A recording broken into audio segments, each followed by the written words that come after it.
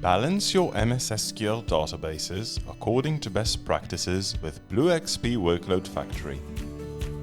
Once provisioned, database workloads need to be maintained on an ongoing basis. You need to assess your changing workload requirements, identify improvement opportunities in the storage, compute, and application configurations, and then align these configurations with industry and vendor best practices.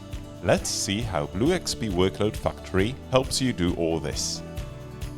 In the BlueXP Workload Factory home page, go to Databases Inventory under the Databases card. Choose a database host name, click on the View and Fix button to go to the well-architected dashboard. Here you can see your MS-SQL Server's total well-architected score and a breakdown by category. Below, all recommendations are listed.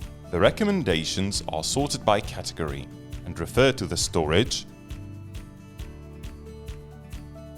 compute, and application layers, as well as resiliency and cloning.